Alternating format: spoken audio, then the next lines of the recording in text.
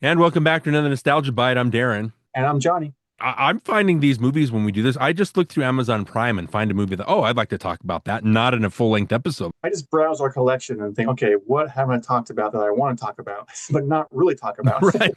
So the movie that I found this time is Payback from 1999. Brian Helgeland directed it. We'll talk about that in a second. It's got Mel Gibson in it, Chris Christopherson, depending on which version you watch. Let's see who else is David Paymer, James Coburn, Greg Henry, Maria Bello, Lucy Liu.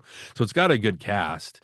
So with Payback, I think is an interesting movie because Helgeland obviously wrote Conspiracy Theory from 1997. That's what got him the job. He wrote, I know we just covered A Lucky You from Curtis Hanson. He co-wrote with Curtis Hanson L.A. Confidential from 97, Right? which is one of that year's best films, if not the best film. Didn't he And write and direct A Knight's Tale too? yeah, he did. So Helgeland was on his way up. So when he wrote the script and was directing Payback, which is based on a Donald E. Westlake movie, which is already made into something called Point Blank with Lee Marvin in 1967. So it's a very hard-nosed, hard-edged kind of anti-hero type of movie. And so obviously Helgen's going to get Mel Gibson because he had him in Conspiracy Theory. The character in the movie Porter, right? He's this hard-edged like killer, right? That you're supposed to, he's an anti-hero that you're rooting for. But Mel Gibson wanted to soften his image, and so he kept pushing back in Helgen and wanted to make it like a more likable character, like take out the spousal abuse, like take out stuff where he's cruel, like make him like more heroic.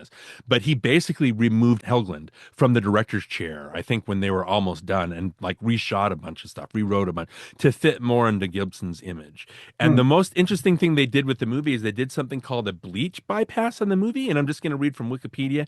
It's a chemical effect that entails either the partial or complete skipping of the bleaching function during the processing of color film. By doing this, the silver is retained in the emulsion along with the color dyes.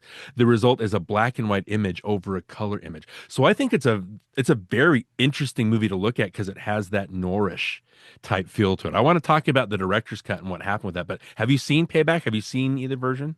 Yes, I've seen it a long time ago. And it's funny you say that because in my mind, it's a black and white movie. Story wise, it's really weird. Like if you keep pushing back on Gibson, trying, I like the idea of him being a bad guy and rooting for the bad guy because there are worse guys out there. I like that. And so Helgeland, I think in 2006 was able to release a director's cut called Straight Up, where it doesn't do the bleach bypass, but it doesn't have the Chris Christopherson character in it. It's a little more tight. It does have some spousal abuse. I think it's an enjoyable movie. I just think it's maybe in a misguided movie. What was the amount of money he was trying to get? I forgot. Like, They keep missing. He's like, no, it's 70,000. Like he does get the number right. I don't know. I just think that stuff is funny.